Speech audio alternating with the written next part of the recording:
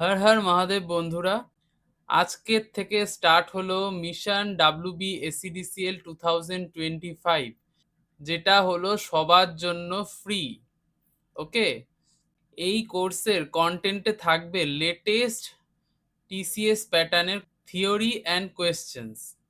তোমরা প্রত্যেকে একদম সিনসিয়ারভাবে ক্লাস করো এবং তোমাদের স্ট্রাগল লাইফ থেকে মুক্ত হও ভাই। আমি শিওর তোমরা সাকসেস পাবেই পাবে। তো ওই ব্যাচের কথা বলি, আমি তোমাদের ইউটিউবে রেগুলার ভিডিও দেব এবং প্রিন্টেবল যে নোটস সেটা তোমরা টেলিগ্রাম চ্যানেলে পেয়ে যাবে। তো ভিডিও শেষে অতি সত্বর ডেসক্রিপশনে থাকা টেলিগ্রাম লিংকের দ্বারা টেলিগ্রাম চ্যানেলে জয়েন হয়ে যাও। চলো আজকের ভিডিও শুরু করা যাক। দেখো, সবার ফার্স্টে আমরা বুঝে নিই হোয়াট ইজ চার্জ। তো ডেফিনেশনে যাওয়ার আগে ফার্স্টে আমরা কনসেপ্টটা বুঝে নিই। দেখো, বেসিক্যালি চার্জ দুই ধরনের হতে পারে। এক হতে পারে স্থির বা স্ট্যাটিক, আরেকটা হতে পারে মুভিং বা চলমান। ঠিক আমাদের মতো আমরাও যেমন কি নয় স্থির থাকতে পারি, নয় চলমান থাকতে পারি, সেরকমই। ঠিক আছে, এবার চার্জের একটা ধর্ম আছে। ধরো এখানে একটা আমি স্ট্যাটিক চার্জ রাখলাম। এ কি করে, এ চারিদিকে একটা ইলেকট্রিক ফিল্ড তৈরি করে। এই ইলেকট্রিক ফিল্ডকে ক্যাপিটাল ই দিয়ে মাথায় ভেক্টর দিয়ে লেখা হয়, ক্যাপিটাল ই ভেক্টর। এ চারিদিকে ইলেকট্রিক ফিল্ড তৈরি করলো। এইবার অন্য কোনো চার্জ যদি এর মধ্যে আসার চেষ্টা করে, সেকেন্ড অন্য একটা কোনো চার্জ যদি এর মধ্যে আসার চেষ্টা করে, তাহলে কি করবে, এই প্রথম যে চার্জটা এই সেকেন্ড চার্জকে একটা ইলেকট্রিক ফোর্স দেবে। যেহেতু এ চারিদিকে ইলেকট্রিক ফিল্ড তৈরি করেছে, তাই অন্য কোনো চার্জ যখন এর মধ্যে আসার চেষ্টা করবে, এ কি করবে, একটা ইলেকট্রিক ফোর্স দেবে। জিনিসটা না ঠিক আমাদের লাইফের মতো। প্রত্যেকটা মানুষের একটা নির্দিষ্ট অরা আছে, যেরকম একটা নির্দিষ্ট অরা বা ভাইব আছে, তাই না? তুমি যখন একটা চোর গুন্ডাদের সামনে যাবে, সেখানে গেলে কিরকম একটা ভাইব তৈরি হয়। আর যখন তুমি একটা মোটিভেটার বা ঋষি মুনি এই ধরনের কারোর সামনে যাবে, তখন কিরকম ভাইব তৈরি হয়। সেই রকম এটা একটা ভাইব। কথা বুঝতে পারলে? এইটা হচ্ছে তুমি, এখানে হচ্ছে ঋষিমুনি। তাহলে তুমি যখন ইনার কাছে যাবে, তুমি তার অরাটা ফিল করবে, একটা ভালো ফিল হবে, একটা মোটিভেশন পাবে। সেরকমই এর চারিদিকে ইলেকট্রিক ফিল্ড তৈরি করেছে। তাহলে এবার নতুন একটা চার্জ যখন এর মধ্যে আসার চেষ্টা করবে, এই নতুন চার্জটা এর তৈরি করা ইলেকট্রিক ফিল্ডটা ফিল করবে, এক্সপিরিয়েন্স করবে। কথা বুঝতে পারলে? এবার মুভিং কেস দেখি। এটা তো স্ট্যাটিক কেস দেখলাম, এবার মুভিং কেস দেখি। তাহলে আমরা কি দেখলাম, স্ট্যাটিক চার্জ এর চারিদিকে ইলেকট্রিক ফিল্ড তৈরি করছে, এর চারিদিকে ইলেকট্রিক ফিল্ড তৈরি করছে। এখন এই স্ট্যাটিক চার্জটা কি হচ্ছে, মুভিং হচ্ছে। যেই এ চলমান হতে শুরু করলো, এর চারিদিকে আরেকটা ফিল্ড তৈরি করে, সেটা হচ্ছে ম্যাগনেটিক ফিল্ড। এই ম্যাগনেটিক ফিল্ডকে ক্যাপিটাল বি ভেক্টর দিয়ে ডিনোট করা হয়। তাহলে যখন অন্য কোনো চার্জ এই অরার মধ্যে চলে আসবে, ইলেকট্রিক ফিল্ড এবং ম্যাগনেটিক ফিল্ডের মধ্যে চলে আসবে, তখন এই যে যে চার্জটা এই ইলেকট্রিক ফিল্ড এবং ম্যাগনেটিক ফিল্ড তৈরি করেছে, চলমান যে চার্জটা, এ কি করবে, এই যে আগত যে চার্জটাকে ইলেকট্রিক ফোর্স তো দেবেই, প্লাস ম্যাগনেটিক ফোর্স দেবে। মানে এ এই চার্জটিকে ইলেকট্রিক ফিল্ডেরও অনুভব করাবে, ম্যাগনেটিক ফিল্ডেরও অনুভব করাবে। কথা বুঝতে পারলে? এবার ডেফিনেশনে আসি। কি বলেছে, it is the inherent property associated with matter. ম্যাটারের একটা সহজাত ধর্ম, ডিউ টু হুইচ, যার কারণে it produces and experiences electrical and magnetic effect. Produce, তাহলে এ কি করছে, ইলেকট্রিক ফিল্ড তৈরি করছে। এই যখন মুভিং নেচারের হয়ে যাচ্ছে, ইলেকট্রিক ফিল্ড তো আগে থেকেই তৈরি করছিল, সাথে সাথে ম্যাগনেটিক ফিল্ডও তৈরি করছে। তাহলে এটা কি করছে, প্রডিউস করছে ইলেকট্রিক্যাল অ্যান্ড ম্যাগনেটিক এফেক্টস। এবার বলেছে এখানে এক্সপিরিয়েন্স। এক্সপিরিয়েন্স বলতে কি, অন্য একটা চার্জ যখন এর অরার ভিতর আসছে, অন্য একটা চার্জ যখন এর অরার ভিতর আসছে, ও ওই এফেক্টটাকে কি করছে, এক্সপিরিয়েন্স করছে। কথা বুঝতে পারলে? প্রডিউস অ্যান্ড এক্সপিরিয়েন্স বলতে কি বোঝাতে চেয়েছে, আর ইলেকট্রিক্যাল অ্যান্ড ম্যাগনেটিক এফেক্ট বলতে কি বোঝাতে চেয়েছে। আশা করি সবাই বুঝতে পেরেছে। তাহলে আমরা কি দেখলাম, চার্জ স্ট্যাটিক থাকতে পারে বা মুভিং থাকতে পারে। স্ট্যাটিক মানে কি, এর ভেলোসিটি জিরো, মানে এর গতিবেগ জিরো। আর মুভিং মানে কি, এর velocity not equal two zero. তাহলে স্ট্যাটিকের ক্ষেত্রে আমরা কি দেখেছিলাম, শুধুমাত্র ইলেকট্রিক ফিল্ড তৈরি হয়েছে, কোনো প্রকারের ম্যাগনেটিক ফিল্ড তৈরি হয়নি। তাহলে এর পাশে লিখি যে ইলেকট্রিক ফিল্ড তৈরি হয়েছে, কোনো প্রকারের ম্যাগনেটিক ফিল্ড তৈরি হয়নি। ঠিক আছে, এইবার মোশনের না আবার দুটো কেস, মোশনের দুটো কেস, এই V naught equal two zero দুটো কেস। কি কি? একটা হচ্ছে ভি ইকুয়াল টু কনস্ট্যান্ট, আরেকটা হচ্ছে V naught equal to constant. মানে কি, ধরো গতিবেগের মান 5 মিটার/সেকেন্ড, মানে প্রতি সেকেন্ডে 5 মিটার করে যাচ্ছে। মানে 1 নম্বর সেকেন্ডেও 5 মিটার যাচ্ছে, 2 নম্বর সেকেন্ডেও 5 মিটার যাচ্ছে, 3 নম্বর সেকেন্ডেও 5 মিটার যাচ্ছে, এরকম। মানে প্রত্যেকটা সেকেন্ডে ওর গতিবেগ সেম কনস্ট্যান্ট ভ্যালু মেনটেন করছে। আর গতিবেগ কনস্ট্যান্ট না মানে কি, ধরো প্রথম সেকেন্ডেও 5 মিটার গেল, দ্বিতীয় সেকেন্ডেও 10 মিটার গেল, তৃতীয় সেকেন্ডে 18 মিটার গেল, মানে ওর গতিবেগ মেনটেন করছে না, মানে velocity not equal to constant. তাহলে একটু আগে যে কেসটা বলেছিলাম না, ওটা ছিল কনস্ট্যান্টের কেস। মানে যখন ও একটা নির্দিষ্ট গতিবেগ নিয়ে মোশনে থাকবে চার্জ, তখন কি তৈরি হবে। স্ট্যাটিক ধর্মের জন্য এ অলরেডি ইলেকট্রিক ফিল্ড তৈরি করছিল, আর যেই ও গতিবেগে চলছিল তখন ও ম্যাগনেটিক ফিল্ডও তৈরি করছিল। তাহলে এ ইলেকট্রিক ফিল্ডও তৈরি করছে, ম্যাগনেটিক ফিল্ডও তৈরি করছে। এইবার যখন এর গতিবেগটাকেও মেনটেন করতে পারছে না, তখন কি হচ্ছে, তখনও বেসিক্যালি এই দুটো জিনিস ঘটবেই, কিন্তু একটা নতুন এক্সট্রা জিনিস ঘটে। দেখো, ইলেকট্রিক ফিল্ড তৈরি করবে, ম্যাগনেটিক ফিল্ড তৈরি করবে। তাহলে দুটো পাশে রাইট দিয়ে নি, ইলেকট্রিক ফিল্ডও তৈরি করলো, ম্যাগনেটিক ফিল্ডও তৈরি করলো। কিন্তু এক্ষেত্রে একটা এক্সট্রা জিনিস তৈরি হয়, সেটা হচ্ছে ইলেকট্রোম্যাগনেটিক ওয়েভ। ইলেকট্রোম্যাগনেটিক ওয়েভ, যেটা হচ্ছে এই ডায়াগ্রামটা। এই জায়গাটা না ব্যাপারটা একটুখানি কিরকম মুখস্থ মুখস্থ টাইপের লাগছে না, আমি একটুখানি এটাকে ফিল করানোর চেষ্টা করি। দেখো, এটা একটা চার্জ, ঠিক আছে, এই চার্জটা এখন স্থির রয়েছে। তাহলে কি হলো, এর চারিদিকে ইলেকট্রিক ফিল্ড তৈরি হলো। এবার এই চার্জটা মোশনে যাওয়া শুরু করলো। তাহলে চার্জের মোশন মানেই কি, ইলেকট্রিক কারেন্ট। মানে এখন এটা ইলেকট্রিক কারেন্ট তৈরি হয়েছে। আর আমরা জানি কোনো কন্ডাক্টরের মধ্যে দিয়ে যদি ইলেকট্রিক কারেন্ট ফ্লো করে, তখন তার চারিদিকে ম্যাগনেটিক ফিল্ড তৈরি হয়। এটা আমরা পড়েছি না ম্যাগনেট চ্যাপ্টারে, যখন কোনো তারের মধ্যে দিয়ে কারেন্ট ফ্লো করে তখন তার চারিদিকে ম্যাগনেটিক ফিল্ড তৈরি হয়। তো জিনিসটাকে এইভাবে ফিল করার চেষ্টা করো, যে স্থির চার্জ যখন ছিল ওর ইলেকট্রিক ফিল্ড তৈরি হয়েছিল, এবং সেটা যখন একটা নির্দিষ্ট ভেলোসিটি নিয়ে যাচ্ছিল তখন ওর চারিদিকে ম্যাগনেটিক ফিল্ড তৈরি হলো। এই কেসটা তো আশা করি জিনিসটা ক্লিয়ার হয়েছে। এই কনস্ট্যান্ট ভেলোসিটি মেনটেন করা চার্জটির তো অলরেডি ইলেকট্রিক ফিল্ড এবং ম্যাগনেটিক ফিল্ড তৈরি হচ্ছে। এইবার এর ভেলোসিটি যখন আর কনস্ট্যান্ট থাকলো না, অ্যাক্সেলারেট হতে শুরু করলো। এটা তো তোমরা জানো না যে ভেলোসিটি ইকুয়াল টু কনস্ট্যান্ট মানে কি, অ্যাক্সেলারেশন জিরো। এবং ভেলোসিটি যদি কনস্ট্যান্ট না থাকে তখন এ কি শুরু করে, অ্যাক্সেলারেট হতে শুরু করে, মানে অ্যাক্সেলারেশনের মান নট ইকুয়াল টু জিরো। মানে ভেলোসিটি যখন কনস্ট্যান্ট নয় তখন এ অ্যাক্সেলারেটেড হবে। কথা বুঝতে পারলে? মানে অসিলেট করছে যখন, সেই সময় ও অ্যাক্সেলারেট হবে। তাহলে সেই ক্ষেত্রে কি হয়, এর চারিদিকে যে ইলেকট্রিক ফিল্ড এবং ম্যাগনেটিক ফিল্ড তৈরি হয়, এটা ডিস্টার্ব ফিল করে। এবং তখন এই ইলেকট্রিক ফিল্ড, এই দেখো এখানে এই ডায়াগ্রামে দেখো, ইলেকট্রিক ফিল্ড এবং এই যে ম্যাগনেটিক ফিল্ড, এরা 90 ডিগ্রিতে প্রোপাগেট করতে শুরু করে।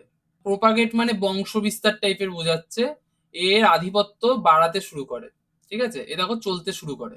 এ দেখো direction of propagation, direction of propagation মানে এই ইলেকট্রিক ফিল্ডটা এই বরাবর চলছে, এই ম্যাগনেটিক ফিল্ডটা এই বরাবর চলছে।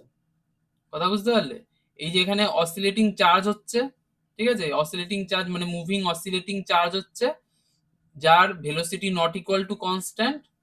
সে কি করছে, এর এখান থেকে ইলেকট্রিক ফিল্ড তৈরি করছে, এই বরাবর যাচ্ছে, এখান থেকে ম্যাগনেটিক ফিল্ড তৈরি করছে, এই বরাবর যাচ্ছে।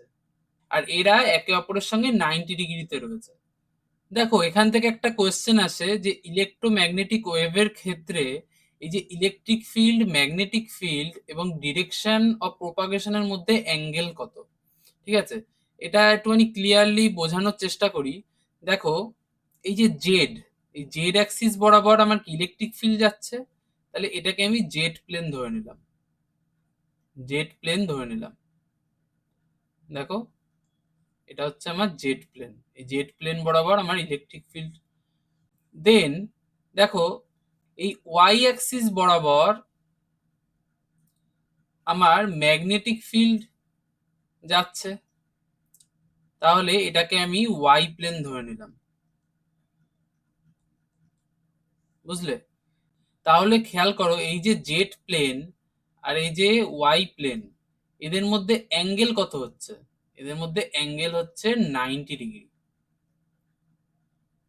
তাই তো? তাহলে ই আর বি, বি এর মধ্যে অ্যাঙ্গেল কত হচ্ছে, 90 ডিগ্রি। এবার যে ডিরেকশন অফ প্রোপাগেশন দেখো এই বরাবর যাচ্ছে না, এক্স অ্যাক্সিস বরাবর, তাহলে দেখো ইন্ডিভিজুয়ালি জেড অ্যাক্সিস আর এক্স অ্যাক্সিসের অ্যাঙ্গেল কত, 90 ডিগ্রি। আবার ইন্ডিভিজুয়ালি ওয়াই অ্যাক্সিস আর এক্স অ্যাক্সিসের মধ্যে অ্যাঙ্গেল কত, 90 ডিগ্রি। মানে প্রত্যেকটা একে অপরের সঙ্গে 90 ডিগ্রিতে আছে। তাহলে বুঝলে এখানে কি হচ্ছে, E B and direction of propagation, এদের মধ্যে অ্যাঙ্গেল কত, 90 ডিগ্রি। এই যতগুলো কোয়েশ্চেন বললাম এগুলো কিন্তু খুব ইম্পর্টেন্ট।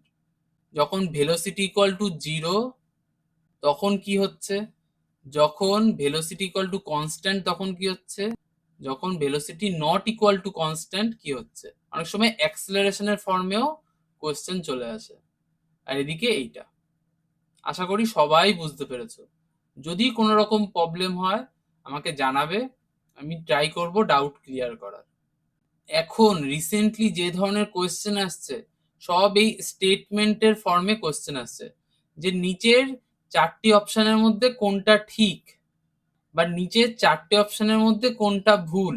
ধরো চার্জেরই 4টে তোমাকে ডেফিনেশন দিয়ে দিল, দিয়ে বলল যে এর মধ্যে কোনটা ঠিক, বা চার্জেরই 4টে ডেফিনেশন দিয়ে দিল, দিয়ে বলল এর মধ্যে কোন চার্জের ডেফিনেশন ভুল। আজকালকার পুরো এই ধরনেরই কোয়েশ্চেন আসছে। আমরা চার্জের আরো ডেফিনেশন দেখব। আশা করি তোমরা সবাই বুঝতে পেরেছো, ঠিক আছে? দেখো এবার নিউ ডেফিনেশনে যাওয়ার আগে কিছু জিনিস একটুখানি জেনে নেওয়া যাক। দেখো আমরা জানি কি, প্রোটনের কি আছে, পজিটিভ চার্জ আছে, ইলেকট্রনের কি আছে, নেগেটিভ চার্জ আছে, আর নিউটনের কি, কোনোই চার্জ নেই। মানে অনেক জায়গায় দেখবে লেখা থাকে নীল, NIL, ঠিক আছে, কোনো চার্জ নেই। এই যে প্রোটন, ইলেকট্রন, নিউট্রন, এগুলো কি fundamental particles of an atom. একটা অ্যাটমের ফান্ডামেন্টাল পার্টিকেলস হচ্ছে কি কি, প্রোটন, ইলেকট্রন আর নিউট্রন। তাহলে প্রোটনের পজিটিভ চার্জ আছে, ইলেকট্রনের নেগেটিভ চার্জ আছে এবং নিউটনের কোনো চার্জ নেই। তাহলে দেখো এখানে আমি দুটো প্রোটনকে পাশাপাশি রাখার চেষ্টা করছি, ঠিক আছে? তাহলে এরা কি করবে, যেহেতু এ পজিটিভ এ পজিটিভ, এরা একে অপরের থেকে দূরে সরে যাবে, মানে রিপালশন ফোর্স কাজ করবে, মানে বিকর্ষণ বল। একইভাবে একটা ইলেকট্রন আর একটা ইলেকট্রন যদি পাশাপাশি থাকে, এই একই রিপালশন ফোর্স কাজ করবে। এইবার যখন দুটো আনলাইক পার্টিকেল পাশাপাশি থাকবে, মানে একটা প্রোটন একটা ইলেকট্রন, তখন কি হবে, অ্যাট্রাকশন ফোর্স কাজ করবে। এই যে ফোর্স, এই ফোর্সটাকে বলা হয় ইলেকট্রোস্ট্যাটিক ফোর্স, যে রিপালশন বা অ্যাট্রাকশন।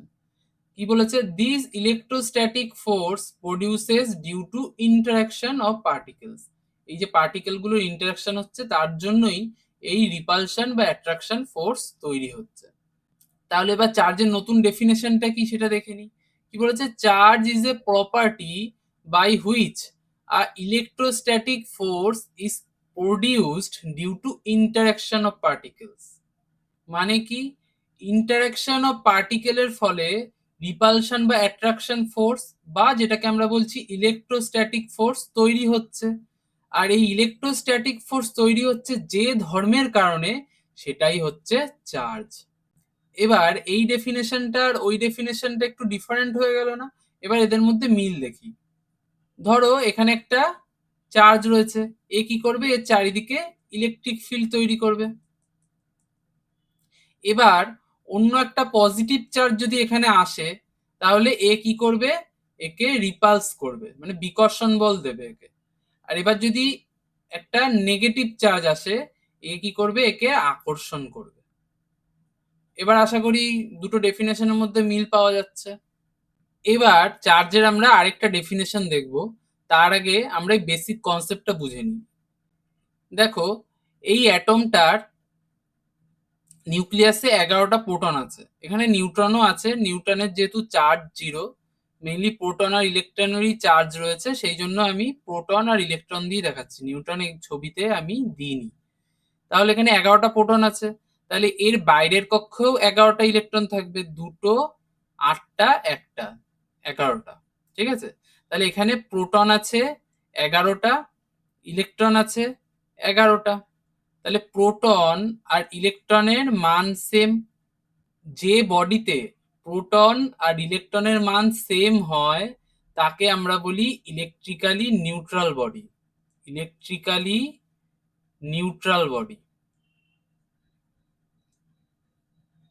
তাহলে ওই বডিটি পজিটিভলি চার্জড কখন হবে আর নেগেটিভলি চার্জড কখন হবে, সেটা এবার দেখার বিষয়।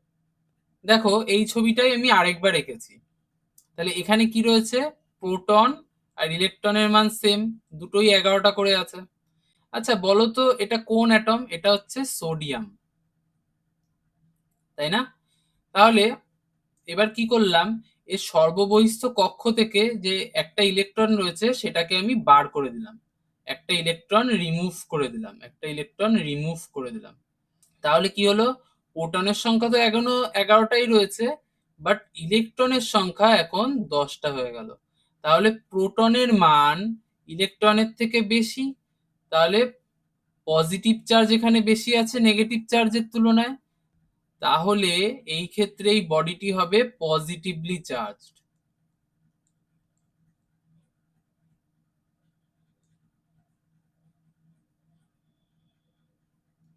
তখন এই Na হয়ে যাবে Na প্লাস, বুঝলে, পজিটিভলি চার্জড। এই বডিটিকে বলা হয় পজিটিভলি চার্জড বডি, আর Na প্লাস হচ্ছে ক্যাটায়ন।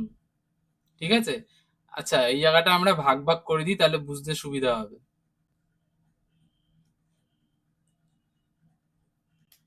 এবার দেখো আমরা ক্লোরিন অ্যাটম নিলাম, তাহলে এর কি রয়েছে, প্রোটন 17টা রয়েছে, আর বাইরের কক্ষে ইলেকট্রন এটাও 17টা রয়েছে, 2, 8, 7, তাই না?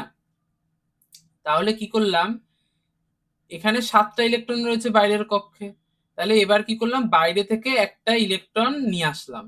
তাহলে এখন কি হয়ে গেল, প্রোটন তো 17টা রয়েছে, বাট ইলেকট্রন এখন 18টা হয়ে গেল। তাহলে কি হলো, প্রোটনের থেকে ইলেকট্রনের সংখ্যা বেড়ে গেল, তাই না? তাহলে এই রকম ক্ষেত্রে আমরা এই বডিটিকে বলি নেগেটিভলি চার্জড।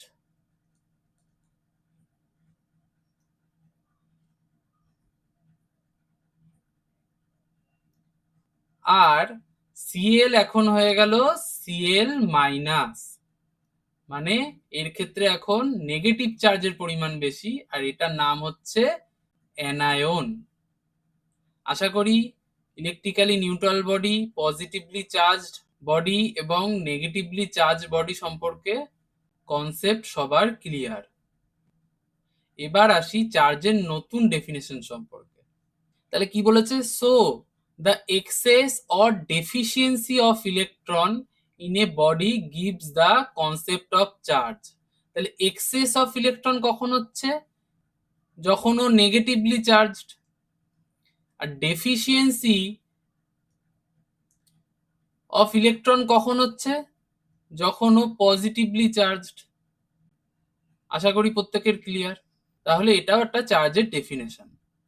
এবার একটা খুব ইম্পর্টেন্ট কোশ্চেন, যেটা হচ্ছে when a body gets positive charge its mass decreases, R when a body gets negative charge its mass increases। এটা এতক্ষণ ধরে তো পড়ালাম, এবার নিজে আইডিয়া করে বলো তো এটা কি হতে পারে, একটু পজ করে ভাবো। এবার যদি না বুঝে থাকো আমি তোমাকে বলে দিচ্ছি। when a body gets positive charge মানে কি? প্রোটনের সংখ্যা ইলেকট্রনের থেকে বেশি, তাই না? তখনই তো পজিটিভ চার্জ হয়। তাহলে এক্ষেত্রে কি হচ্ছে? ইলেকট্রন বেরিয়ে যাচ্ছে। মানে বেরিয়ে যাওয়া মানে কি হচ্ছে? এর মাস ডিক্রিজ হয়ে যাচ্ছে। এবার বলেছে when a body gets negative charge মানে কি? ইলেকট্রনের সংখ্যা প্রোটনের সংখ্যা থেকে বেশি। ইলেকট্রন যেহেতু উড়ে এসে জুড়ে বসছে, তাই বডিটার মাস ইনক্রিজ হচ্ছে। আশা করি প্রত্যেকের ক্লিয়ার। তাহলে এক্সামে চার্জ নিয়ে যদি কোনো কোয়েশ্চেন আসে, চার্জের ডিফারেন্ট ডেফিনেশন নিয়ে, তাহলে আশা করি কারও কোনো ধরনের প্রবলেম হবে না। এবার নেক্সট কনসেপ্টে আসি। চার্জ কি? চার্জ হলো একটা স্কেলার কোয়ান্টিটি, কারণ এর শুধুমাত্র মান আছে, কোনো দিক নেই। এর এসআই ইউনিট কি? এর এসআই ইউনিট হচ্ছে কুলম্ব। আর সিজিএস ইউনিট কি? সিজিএস ইউনিট হচ্ছে স্ট্যাট কুলম্ব অর ইএসইউ, মানে হচ্ছে ইলেকট্রোস্ট্যাটিক ইউনিট। আর এসআই ইউনিটের আরেকটা ইউনিট আছে, আমরা জানি Q equal to IT. I মানে কি? কারেন্ট, মানে হচ্ছে অ্যাম্পিয়ার। আর টি মানে সেকেন্ড, টাইম, এটা হচ্ছে সেকেন্ড, অ্যাম্পিয়ার সেকেন্ড। এবার আমরা একটু আগে দেখলাম ইলেকট্রনের মধ্যে নেগেটিভ চার্জ আছে। এবার একটা ইলেকট্রনের মধ্যে কত পরিমাণে নেগেটিভ চার্জ আছে? তার মান হচ্ছে 1.6 ইন্টু 10⁻⁻19 কুলম্ব। তাহলে একটা ইলেকট্রনে 1.6 ইন্টু 10⁻⁻19 কুলম্ব চার্জ রয়েছে। একইভাবে একটা প্রোটনে আমার 1.6 ইন্টু 10⁻⁻19 কুলম্ব চার্জ রয়েছে। প্রোটন যেহেতু পজিটিভ তাই পজিটিভ, ইলেকট্রন যেহেতু নেগেটিভ মান সেই জন্য নেগেটিভ। ঠিক আছে, আশা করি বুঝতে পেরেছ। এবার এসআই আর সিজিএস এর মধ্যে রিলেশন গুলোর যে মান, সেগুলো খুব ভালোভাবে মনে রাখতে হবে, বারবার লিখে লিখে প্র্যাকটিস করবে, মনে থেকে যাবে। দেখো, 1 coulomb equal to 3 into 10⁹ ESU. আর ইএসইউ আর স্ট্যাট কুলম্ব যেহেতু সেম, মানে এটাকে লিখতে পারি 3 ইন্টু 10⁹ স্ট্যাট কুলম্ব। আরেকটা রিলেশন আছে 1 ইএমইউ। ইএমইউ মানে হচ্ছে ইলেকট্রোম্যাগনেটিক ইউনিট। 1 ইএমইউ মানে হচ্ছে 10 কুলম্ব। তাহলে 1 কুলম্ব মানে 3 ইন্টু 10⁹ ইএসইউ। তাহলে 10 কুলম্ব মানে কি? 3 ইন্টু 10⁹ ইন্টু 10 মানে 10⁻10 ইএসইউ। এই হচ্ছে কতগুলো সম্পর্ক, এগুলো একদম মাথায় গেঁথে নেবে। আরো কিছু ইম্পর্টেন্ট রিলেশন আছে, সেটা আমি এখন তোমাদের এই জায়গাটা লিখে দিচ্ছি।